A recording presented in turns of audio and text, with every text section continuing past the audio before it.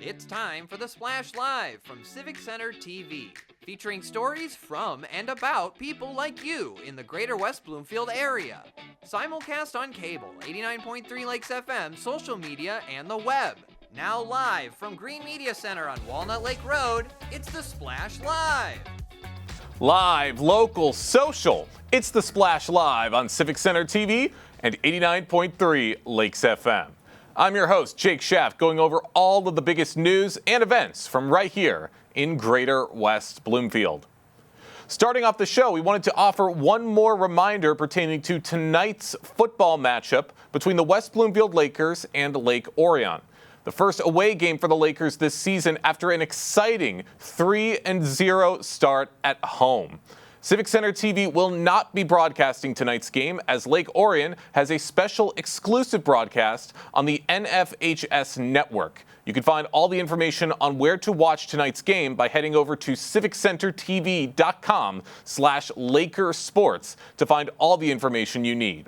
Kickoff is at 7 o'clock, and we will see if West Bloomfield can keep up their momentum or if Lake Orion can knock them off their throne. Once again, civiccentertv.com/LakerSports for all of your West Bloomfield football news. On Saturday, October 18th, the West Bloomfield Educational Foundation is putting together a family mini photo session to help capture precious family memories and to enjoy the beautiful scenery of Bloomer Park, with 100% of the proceeds from this event benefiting the foundation and local educational programs. Joining us now on the Splash Live to tell us more is Alicia Kowalski, one of the photographers for this event. Alicia, thank you so much for joining us today. Yes, thank you for having me. Of course, this is such a great event, especially in the heart of fall. You've got the beautiful colors around you, a great landscape for great family photos. How did you get involved with the West Bloomfield Educational Foundation's family mini photo session? So I have a family friend who's on the board of directors for the Educational Foundation, and she reached out to me and told me about this new opportunity of fundraising for the community and asked me if I wanted to participate. Awesome. And why is supporting local education important to you personally and professionally? So personally, I actually have 3 children, one of which just graduated from West Bloomfield High School, and 2 more coming up through the elementary schools. So very close to my heart in terms of local education and what a strong school system does to support the community. As a photographer, I love that education supports the creativity and storytelling aspect of things, and having creative arts as a part of the educational system, I think, is so important. So I love that I get to participate into with the foundation and express my creative outlet. That's absolutely right, and it's great that you are giving back to the West Bloomfield community in this way. So once again, this event is taking place on October 18th. What can families expect from their session with you on the day of the event? So I think families can expect a very well organized event. It will be fun. It'll be relaxing. As you mentioned, Bloomer Park is just a beautiful setting for fall colors. They'll be greeted when they arrive. They can expect from me personally to try and make them as comfortable as possible, trying to establish an early connection, especially if there's young children involved. I'll be providing posing guidance and, prompts to get true, authentic reactions from the family. That's great to hear. And yeah, as you said, especially with families with younger children, things can sometimes get a little bit chaotic. It can be a little difficult to rein the children in and to get them to sit still. So I am curious, what's your approach to capturing genuine family moments in such a short time frame? Because you only have a little bit of time with each family.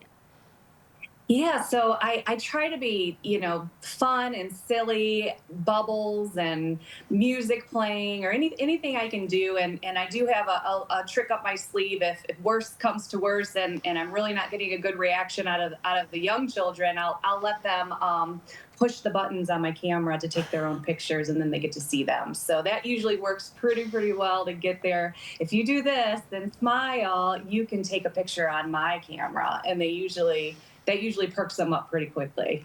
Hey, sometimes bribery comes in handy, and that's a pretty good incentive for these kids, a pretty good reward.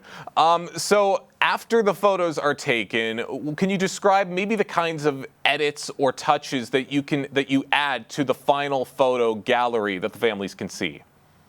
Yeah, so editing is part of my favorite part of the process. And I always try to, especially with the fall colors, my fall editing style tends to be very warm, soft, vibrant color, trying to pull those colors through.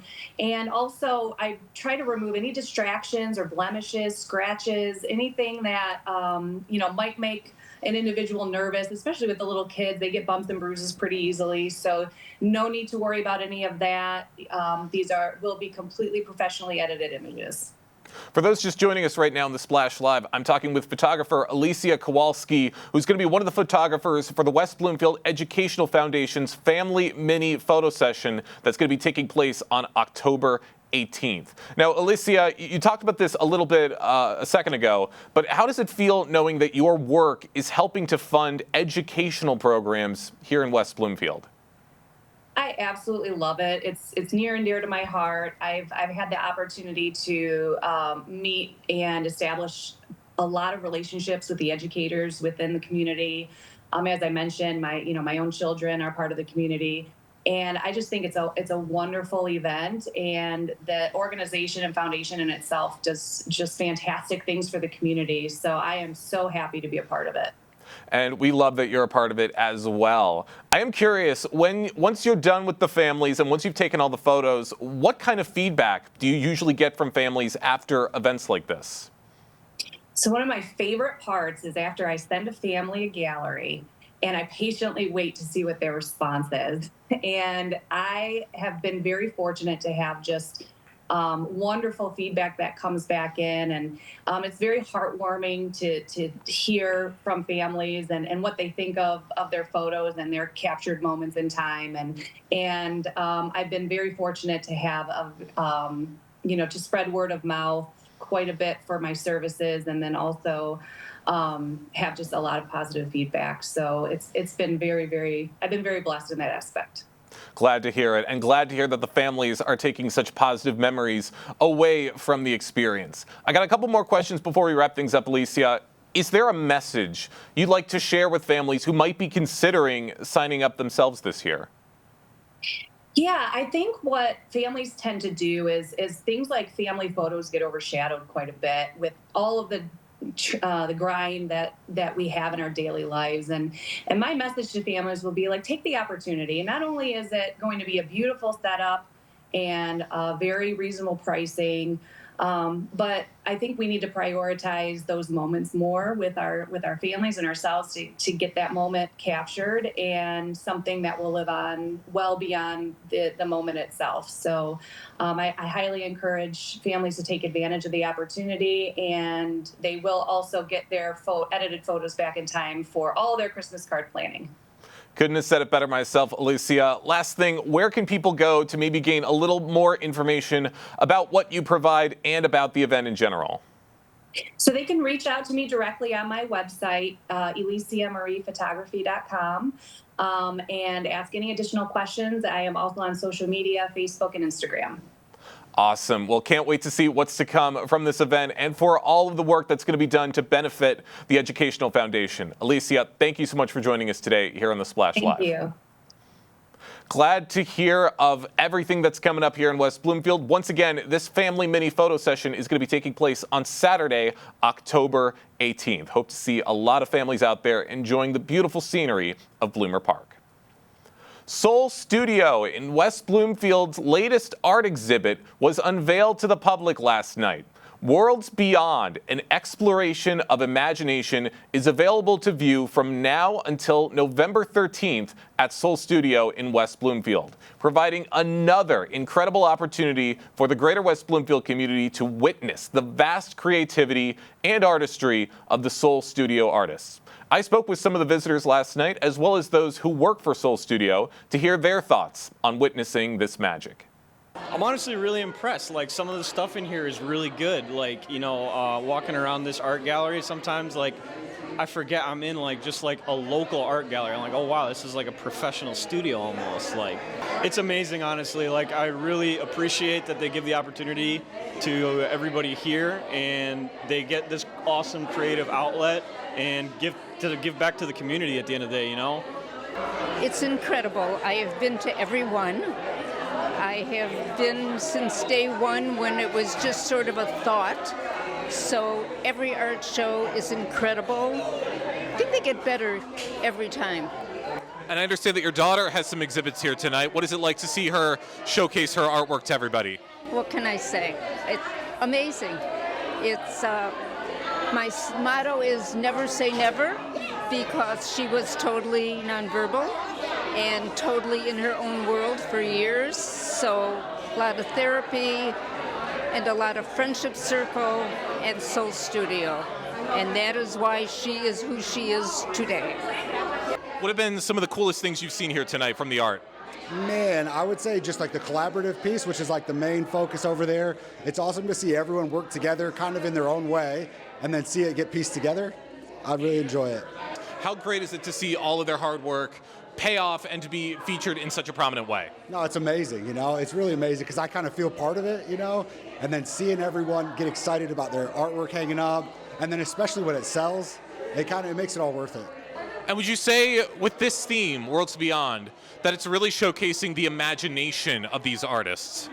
Well, you know, people hold multitudes, and these artists have such rich inner worlds that once they display them and share them with us, it's a door to extraordinary place. It's out of this world. What are some of the biggest things people can take away from being a part of something like this? That it's not just the artwork, it's the friendships, it's knowing that you belong somewhere, nobody's questioning you, everybody loves you.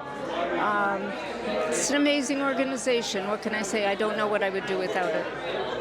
You know, I think a big thing is like, don't judge a book by its cover, you know? I think a lot of times, like the artists that we work with, they haven't had an opportunity to present what they can do, but it's amazing to see what people are capable when given the opportunity. It was a great night to be there at Soul Studio to check out all of the amazing artwork, to meet the artists, even catching up with some old friends, and to just seeing everyone having such a great time in Greater West Bloomfield. Once again, the Worlds Beyond art exhibit is going to be available from right now until November 13th at Soul Studio. This weekend on September 21st from 12 to 3, the West Bloomfield Fire Department will be holding their annual Fire Prevention Open House. This event offers an exciting opportunity to explore Fire Station Number 1, meet local firefighters, and learn critical fire safety tips. Patrick Donovan of the West Bloomfield Fire Department joined us on The Splash recently to give us a preview of this year's festivities. And Patrick, welcome to the show. Thanks for having me, Tyler. Good morning. How you doing today? Good. I'm doing well. Glad to have you on the show to talk about the Fire Department Open House a little bit earlier this year than it's been in past years, but that's for an exciting reason. Big renovations coming at Fire Station Number 1, the annual location for this event. Those are set to begin somewhere in October, which is why this event is moving into September. I want to start with that, though, from the firefighters' perspective, having some renovations coming to one of our oldest local fire stations. I presume that's a pretty exciting piece of news for your team. Oh, yeah, it's like super exciting. Whenever you get a chance to get some new equipment, new station, it kind of boosts morale. People get excited around here. It looks like, just from the plans of how this station is going to be built, it's going to be pretty exciting, and I think all the firefighters here in West Bloomfield, as well as the community, when they come and visit Station 1, they're going to enjoy it a lot to see all the new station and all its new features that we have. And then also we'll be there once that station's built is this tower that's behind me. That's a new tower we got as well, and that'll be stationed at that station as well. Yeah, a lot of great new features coming to the West Bloomfield Fire Station on Orchard Lake Road. You can learn more about that, wbtownship.org, and stay tuned to West Bloomfield Township Board meetings for more updates right here on Civic Center TV. Firefighter Donovan, the open house is a great opportunity for people to come into Fire Station number 1 and learn more about the fire department, see some of the work that your team does on the day-to-day. But beyond just being able to interface with the community on a dedicated day once a year, why is this an important outing for the fire department to, on the front of getting out that public information for safety purposes, especially as we change seasons and head toward the colder months of the year? Well, this is our one time a year that we really try to get the whole community together at a station where it is all about fire safety. And we try to reach the public as many community members as we can. This also includes, the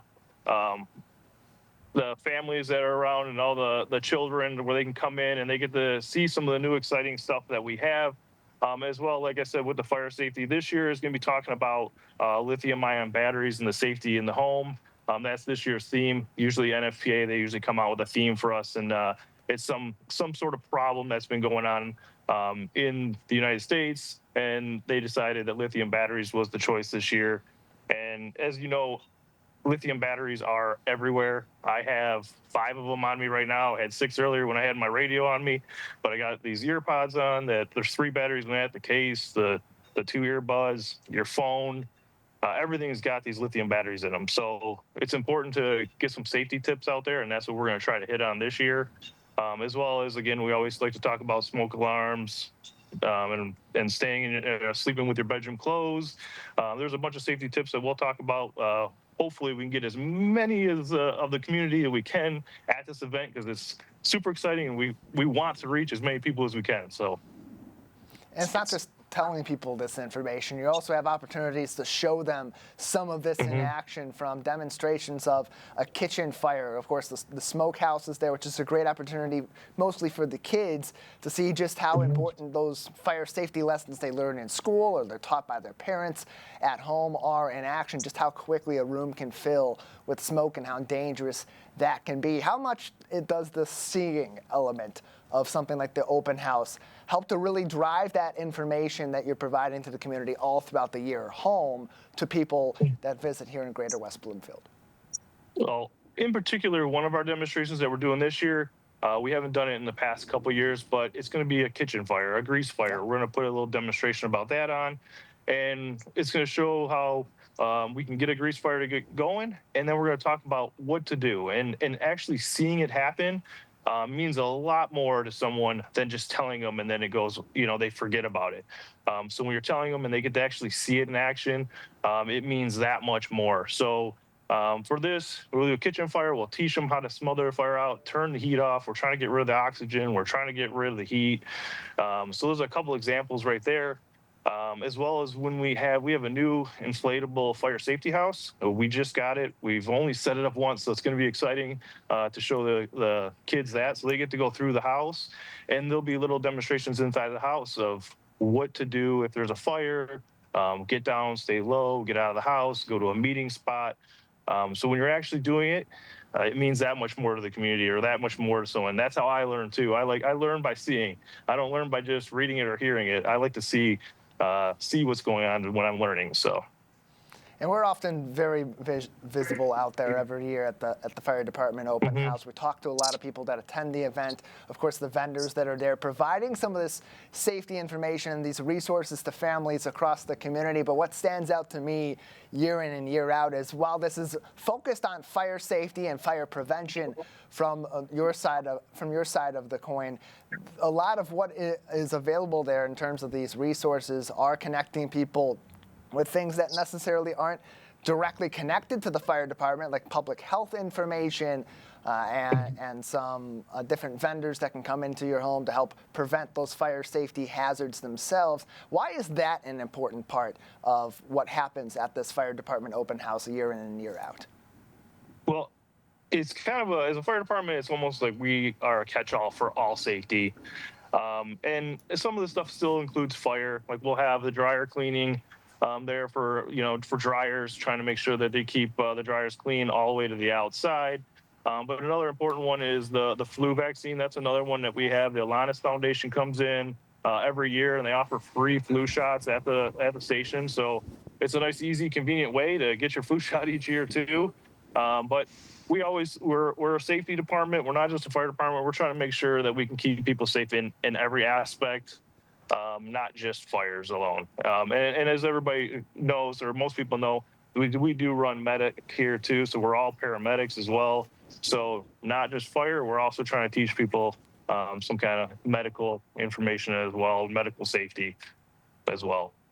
When it comes to our public safety officials, mostly when we think about our police officers, the buzzword over the past several years has been community policing, having that interface with members of the community so they're familiar with their local police officers should they ever have an encounter with them. But I'd imagine, too, for firefighters, for paramedics especially, that sort of element in our community it would also be extremely important if there ever is an emergency. So how much of that community firefighting element, so to speak, comes into this open house and why it is so important from the firefighter and paramedic perspective to be able to have that interaction with members of our local area?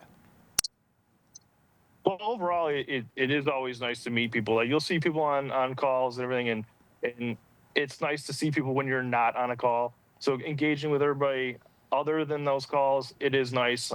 Getting out to, even when we go out to, like when I do inspections and stuff, just meeting the community and trying to make sure everything's, properly, like our sprinkler systems are working, and I'm teaching people about that, the fire extinguishers, teaching people how to use their fire extinguishers, knowing what we have for resources as well. One thing that we have is that we install smoke alarms here, and a lot of people might not know that, but when we're out there engaging with the community, we can pass that message along as well.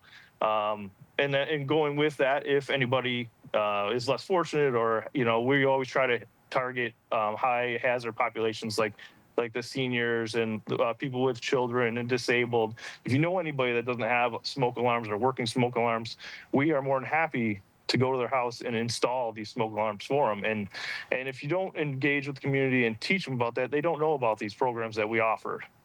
So that is one. I recommend that if someone that has or needs smoke alarms, call us, 248-409-1505. We'd be more than happy to install smoke alarms for you. Like I said, it's getting out and engaging with the community.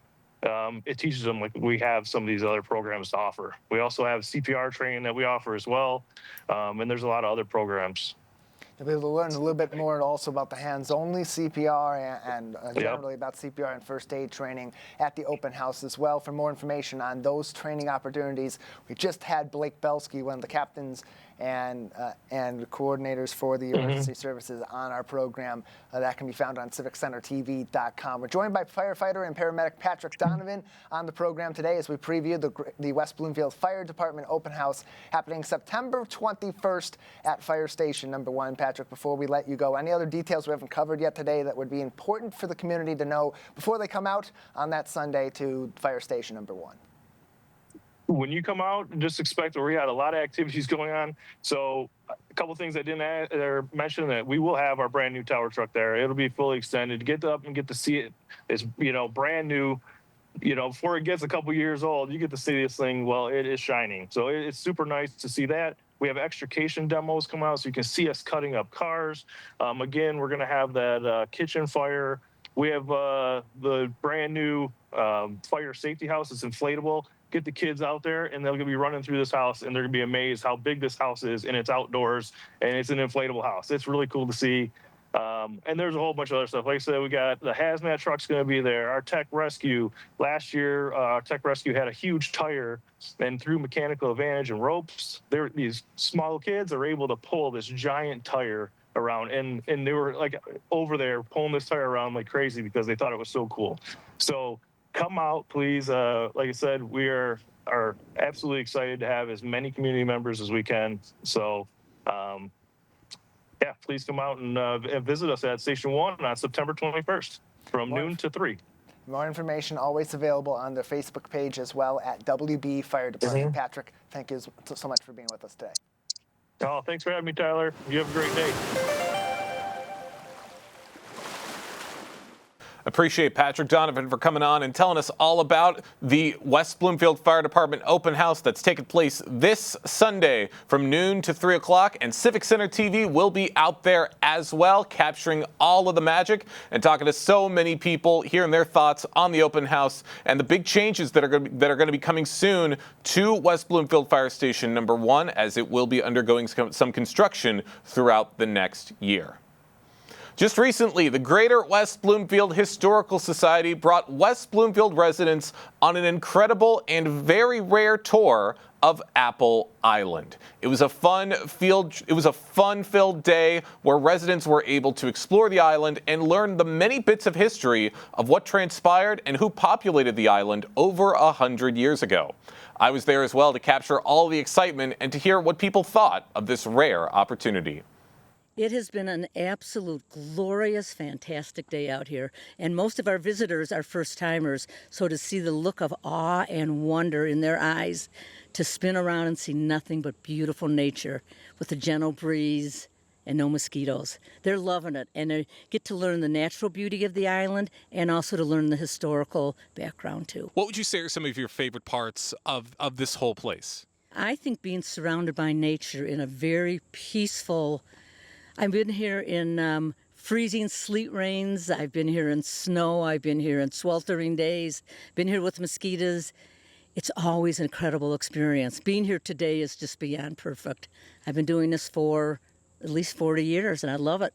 I thought it was awesome. It was a beautiful day, first of all, and being able to hike through the woods and talk to the docents and have them answer our questions and learn about all the history of the island was very cool. Well, I think it's really important to understand the history in the area that you live in, and hopefully by learning the history, we can all be more conscious of preserving the area and taking care of the land that we all live on. My ancestors, the Campbells, bought the island in 1856. They were Scottish immigrants. They came to Detroit in 1842, had a dry goods store in Detroit, and this was the equivalent of going up north in the 1850s. They bought the island in 1856 as a summer getaway. I think the Campbells in particular would be so gratified to know that it's a nature sanctuary today. We all can be out here enjoying it, and it's the same things that they were enjoying about it 150 years ago. So I think that is very remarkable. With the chances to come to Apple Island being so scarce nowadays, how special are these trips in really showcasing these wonders to the people of Greater West Bloomfield? It's crucial. You know, this tells the story of our history out here. It tells the history of the land. It tells the history going back from the glaciers. Mostly we like to showcase the native people that lived here. And if we don't keep telling our stories, the stories will be forgotten. So to be on such a beautiful wildlife, incredible island, it's so important that people learn it, and the elder people and their offspring and the little kids, that they continue the stories of Apple Island and the stories of native life. These tours need to continue, and that they are for the community and by the community, and so we hope that these will be able to continue in perpetuity. That's absolutely right. These tours need to continue in any way that they can. That was one of the coolest things I've gotten to do during my time at Civic Center TV, and I hope that as many people as possible throughout Greater West Bloomfield get to experience that as well in the future. The Greater West Bloomfield Chamber of Commerce is gearing up for its highly anticipated 2025 Chamber Cup golf outing set for September 30th at Twin Beach Country Club. This annual event brings together local business leaders, community members, and golf enthusiasts for a day of friendly competition, networking, and fun. The outing has become a tradition that celebrates both community spirit and business growth in West Bloomfield. Jim McGusian, the GM of the Twin Beach Country Club, recently joined us on the Splash Live to tell us all about it. Jim, thank you so much for joining us today. Good morning. Thanks for having me. Absolutely. Very, very excited to hear about the Chamber Cup golf outing. Could you share, how would you say this event has become so popular in West Bloomfield? Well, working together with Suzanne at the Chamber is always great. She's a true professional, and she suggested that we try to do something like this to bring some business community leaders and others together in a nice golf outing here this fall at Twin Beach. And of course, when we received that offer, we jumped on it, and I'm looking forward to a great event. Absolutely. Very, very excited to hear what's to come from this event. Could you explain a little more about what people can experience throughout this event? Yeah, they're going to get a chance to have a lot of local community leaders and others come together here. And it's great exposure for Twin Beach. And the game of golf is still on a huge boom right now. So we're excited to be part of that and expose everyone here to Twin Beach. We've been here for 95 years. We're celebrating our 95th anniversary actually tomorrow, which is September 5th. So we have a huge party going on here, and really looking forward to some great weather and a nice event tomorrow. 95 years. That is incredible. Happy anniversary to the country club. That is such an incredible achievement. And making such important connections in Greater West Bloomfield, I mean, that says a lot. What makes this Chamber Cup golf outing unique compared to maybe some of the previous years, other than, of course, the change of location? Well, since we've never hosted it here before at Twin Beach, it'll be a nice new piece of variety for all of the chamber members to see what we have to offer. We've got a 9/18 hole golf course with double tees and double greens. So we sit on about a 60-acre property, so it's our way to create as much variety. But there's not a whole lot of 9-hole clubs in the area that can also be played in 18 holes. So I'm excited to show all the players what we have to offer. And our course conditions are phenomenal right now. Our superintendent's been with us for 27 years, and I'm excited to show them what we have to offer.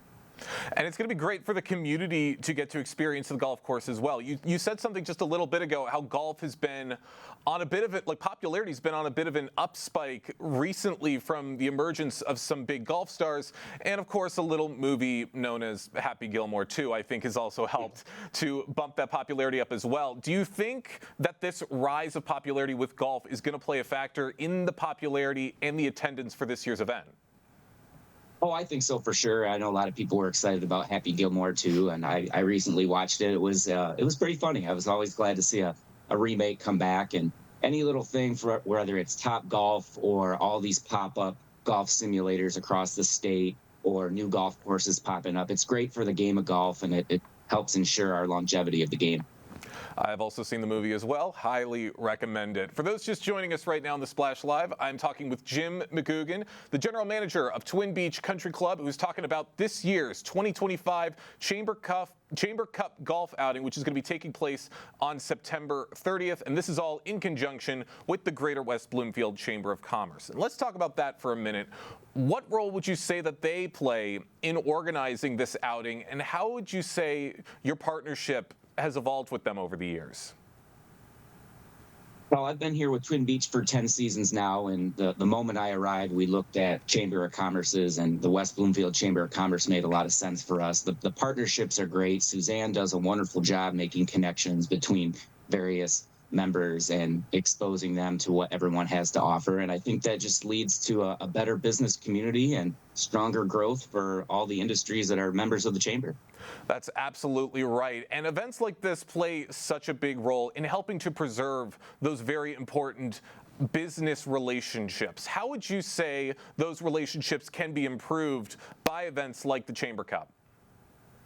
I think bringing people together and getting to know each other and networking. And we use a lot of our chamber members for work that we do here at the club, whether it's in need of a locksmith or plumbers or anything like that. So it's great to have those resources, and we'd like to support the local community as well.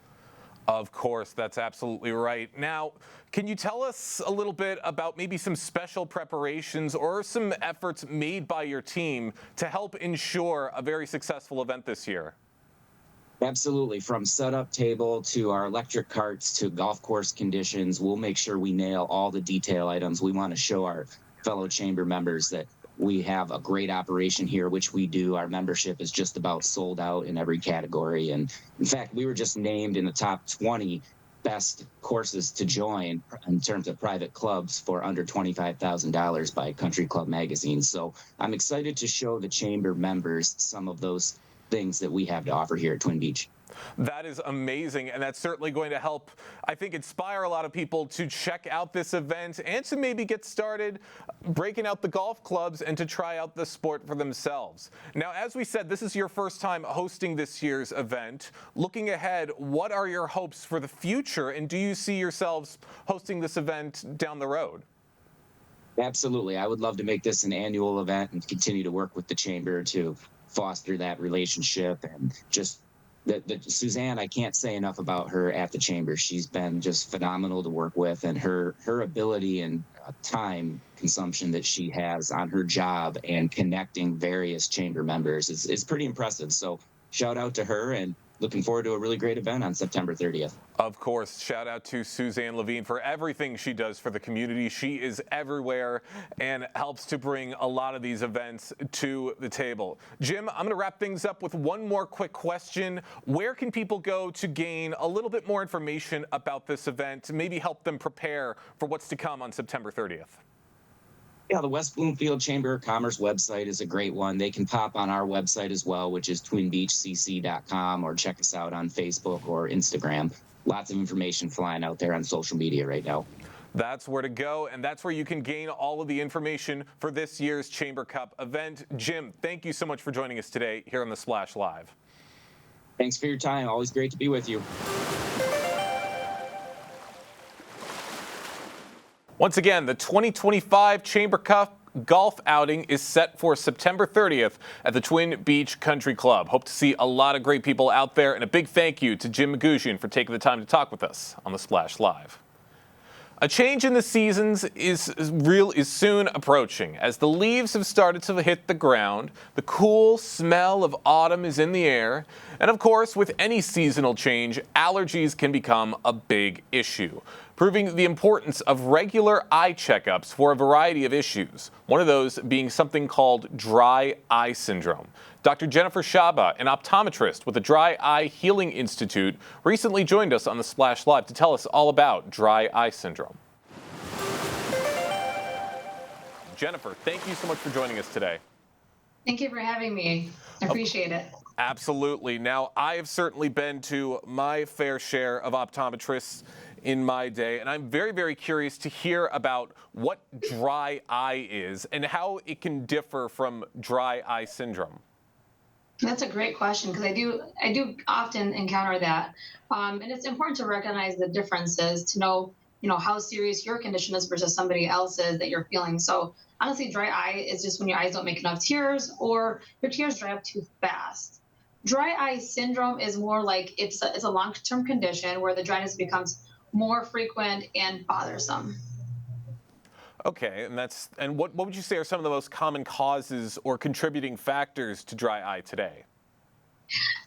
Too much screen time, what we're doing right now. People being on their phones too much, on the computer, watching TV, kind of engaging more in social media. That takes away the time that we're blinking. So we're not blinking often because we're so focused. Or if you're reading for a long time.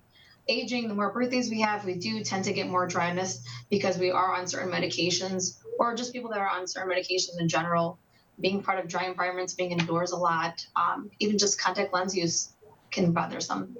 Interesting. So it sounds like a lot of continuous prolonged use is a lot of the factors that come into play. How can someone tell the difference between a possible normal eye fatigue and someone with a more serious case of dry eye syndrome? Good question. Tired eyes, honestly, they should feel better after you rest. But when you have dry eye syndrome, the eyes feel dry, gritty, even burn with rest, and it happens more often. That's how you can kind of tell. If you're well rested, your eyes should feel good.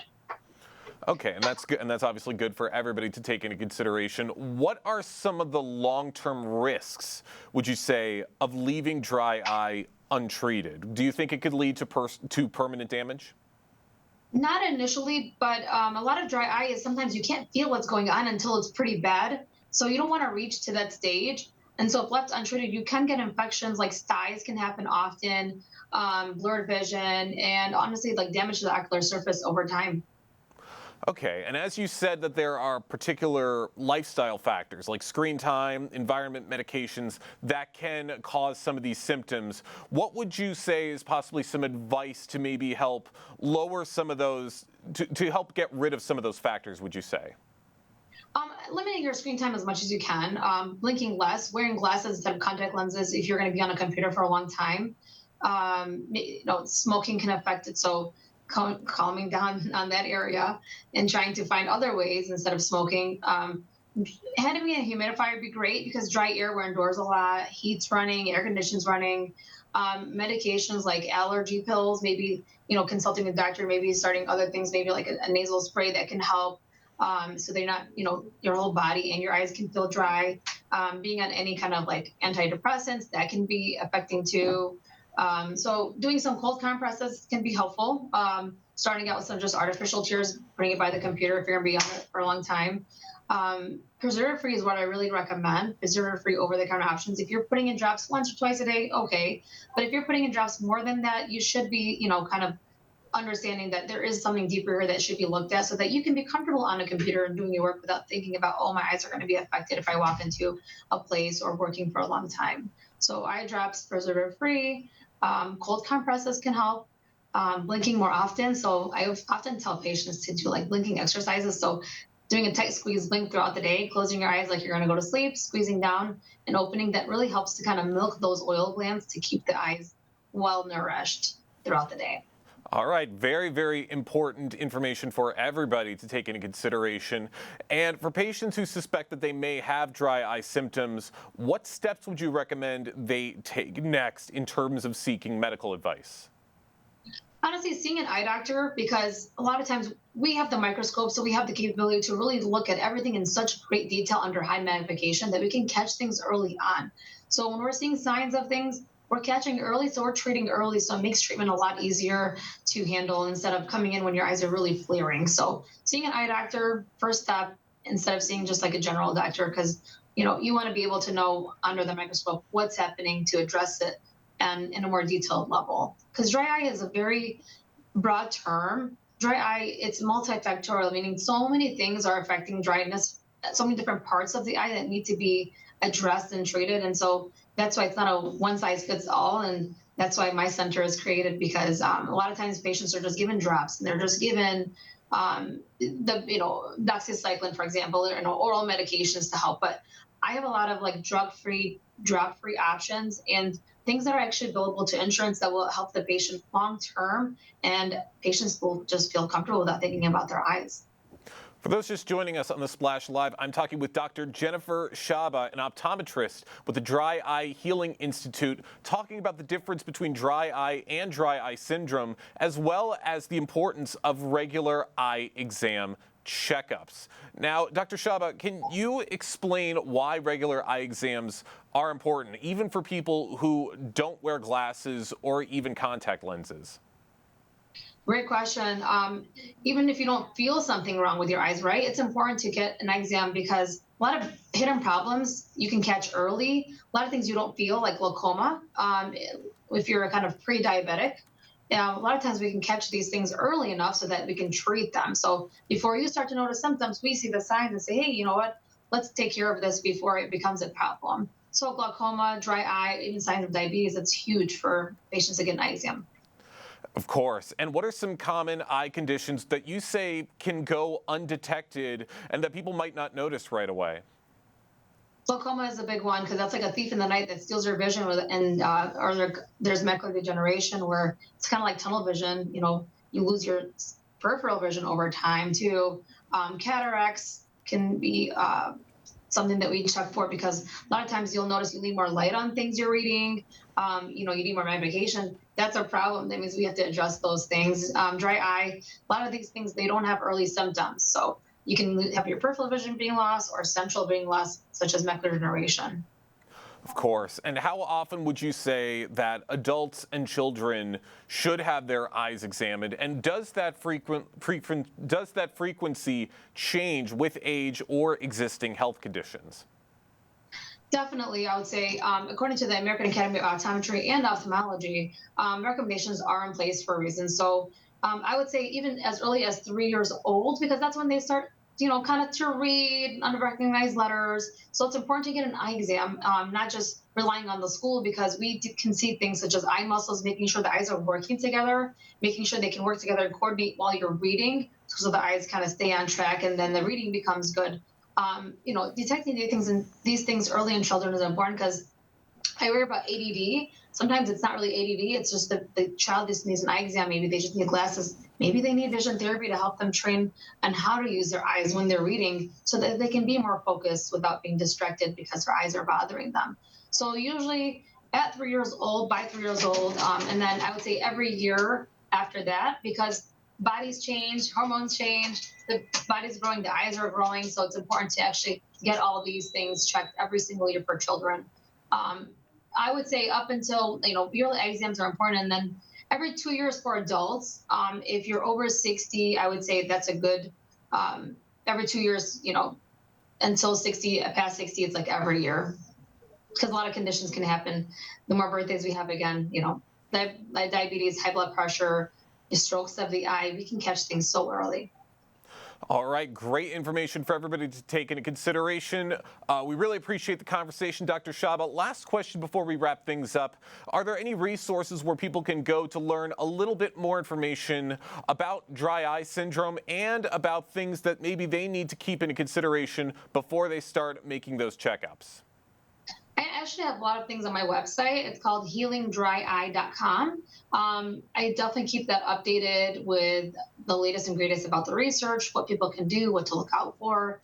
Good credible sources. Honestly, just seeing your eye doctor and not relying on Google, because it's important for the doctor to relate to you what's important to you versus you going online and kind of driving yourself a little crazy with not knowing versus worrying about something that you know about. All right, great resources for everybody to remember. Dr. Shaba, thank you so much for joining us today here on the Splash Live. Thank you for having me. Have a great day.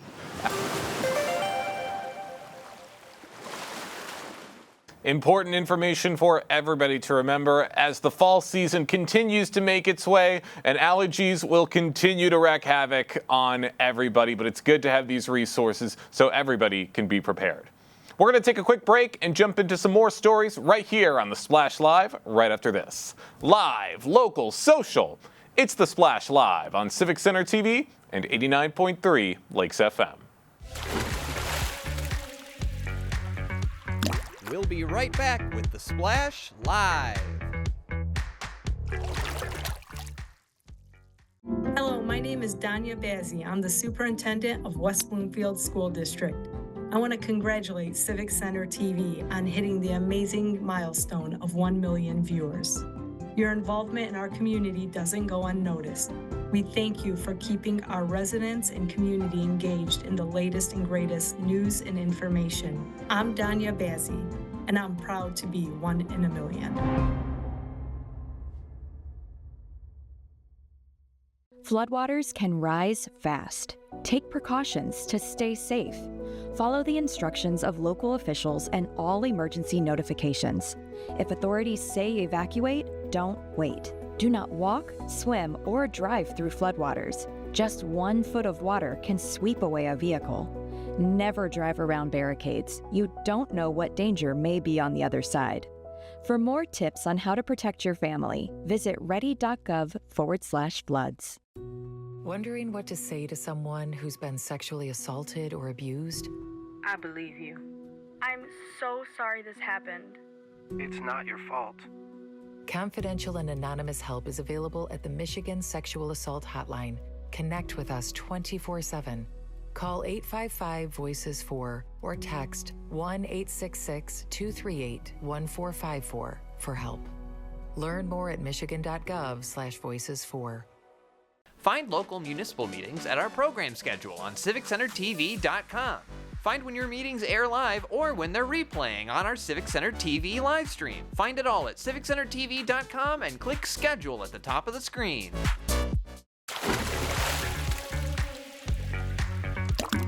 And now, back to the Splash Live. Live, local, social. It's the Splash Live on Civic Center TV and 89.3 Lakes FM. Welcome back to the show. I'm your host, Jake Schaff. Next week, on Saturday, September 27th, the Detroit Crime Commission will be celebrating the 10th annual Love, Tennis, and Pickleball Mixer, showcasing a decade of community engagement and support. All proceeds benefit vital DCC initiatives, including the Crimes Against Women Initiative and the Witness Protection Program Safeguard. Event coordinator Stephanie Yates and co-chair Renee Roth recently joined me on the Splash Live to tell us what we can expect. Thank you both so much for joining us today. Thank you for having us. Absolutely love hearing about events like this to help bring the community together. Stephanie, I'm going to start with you. This year marks the 10th anniversary of the Love, Tennis, and Pickleball Mixer. How would you say this event has evolved over the past decade? Thanks, Jake. The Tennis and Pickleball Mixer has evolved over the past 10 years by growing every year and changing locations. We started at on a grass tennis court called Weston out in Pontiac, and now we are at Pine Lake Country Club by the water. Outside, it's beautiful, and our guests absolutely enjoy coming to Pine Lake for this event. We had about 50 people originally, and now we're close to 100 people that come out and play in our event annually. Wow, I mean, you could definitely hear how much this event has grown in popularity over time. That is amazing to see. Renee, how would you say hosting this event at Pine Lake Country Club helps to add to the overall experience?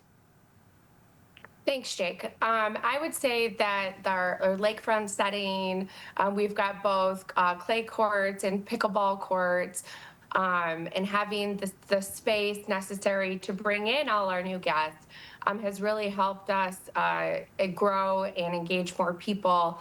It's an easy setting to get to, and a lot of our patrons just love, watching the sunset afterwards as we have our mix and mingle and our silent auction, and it's just a great place to come out for a good cause. That's absolutely right. And as I said before, there are great tournament formats with this event. There's tennis team play, and then there's the pickleball scramble. How would you say these formats encourage participation and fun? So it encourages everybody at different levels to come in and play. You don't have to be a great tennis player or a great pickleball player. You could be a first timer. They can come out there and learn the rules, and it allows for the formats to create kind of a team mentality, so where you're working together as a team, and there's even little prizes involved. So it's a great way to encourage people to get out and have fun and bring community together. That's absolutely right. And I mean, when you say prizes, that's definitely going to garner a lot of attention and a lot of popularity for events like this. And all of this fun and all of this excitement goes towards some incredible causes: Crimes Against Women Initiative and the Safeguard Witness Protection Program. Stephanie, how do the proceeds directly support programs like this? So the Crime Commission has several initiatives that we focus on throughout the year. Because our committee is mostly women, actually I think it's all women and one man, we chose Crimes Against Women because it makes the most sense. Some of our focus has been on human trafficking, and it's a very big problem. So the women chose that one, and that's where the funds will go for this event, as well as our Witness Protection Program with the Wayne County Prosecutor's Office. You'll remember maybe 10 years ago they started the Rape Kit Initiative, so that is why we chose that. It's also focuses on women and crime, and a lot of the initiatives, is a kind of a male-driven focus. So this is more women, and our committee of women chose these two. Well, it's amazing that all of this fun and all of this excitement is going to be going to some incredible causes along the way. For those just joining us right now on the Splash Live, I'm talking with Stephanie Yates and Renee Roth, who are involved with the Detroit Crime Commission, talking about the Love, Tennis, and Pickleball Mixer that's going to be taking place on September 27th at the Pine Lake Country Club, the 10th anniversary of this beloved event. Now, Renee, I would imagine that sponsors play a very, very big role in helping to make events like this successful. What opportunities are available for those who maybe want to help support the cause? Yes, Jake. Sponsorship opportunities are still available, and they make this cause just so much more special. Each of our sponsorship levels come with an opportunity for marketing and signages and participation in the event. They really help drive our message throughout the community by showing they support us, and they back our causes, and it allows our message to spread throughout the community, which is pretty much one of our ultimate goals from all of these events. Well, it's amazing to hear that there are so many ways people can get involved to help support your amazing mission. That's always great to hear. Stephanie, how important would you say community engagement and visibility is for the Detroit Crime Commission's mission? So the Crime Commission has been around for about 14 years. I've been with it for about 10 years. And I think that people are starting to know who we are and recognize who we are. So the more events we do throughout the year, the more visibility we get, and people can, hear DCC and know exactly who they're talking about. We want people to support us, and we want also community to understand, about causes that we're supporting, so they're aware of like human trafficking or whatever it is that we're backing at the time. So it's very important for our community to know that this is going on, and these events, showcase that. They absolutely do. I want to thank both of you guys for joining us here on the Splash Live. I got one more question before we wrap things up, and this is to both of you. Looking ahead, this event has been going on for 10 years. We want to see it continue in the years to come. What's your vision for the future of this pickleball and tennis mixer as it continues to grow? Renee, we'll start with you.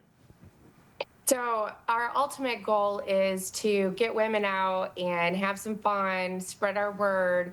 And so we just want to grow and keep on expanding and have more and more women come out and join us, and ultimately spread our message throughout the community and the awareness of what we're doing. Stephanie, what about you?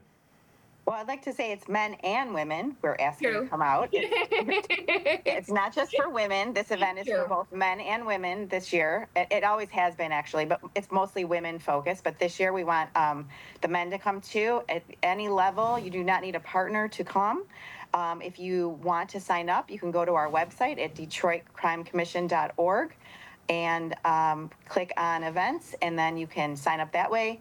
And just please come out and support us. All the money we raise is for our initiatives, and we would really appreciate your support. That's right, supporting so many great causes from the Detroit Crime Commission. Renee, Stephanie, thank you both so much for joining us today here on the Splash Live.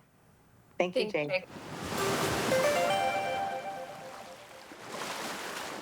It'll be such a fun event. Hope to see a lot of people out there on September 27th at this incredible event.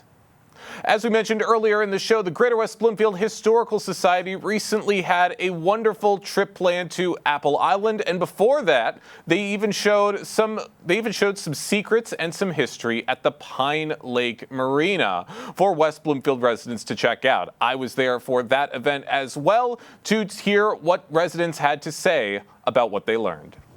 Oh, we had a terrific exchange of information.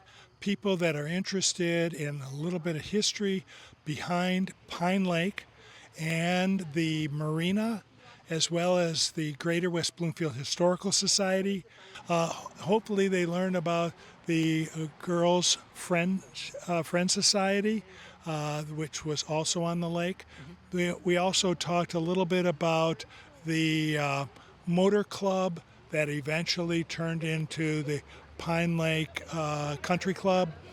So we learned about that as well, and as well as the history of the marina itself.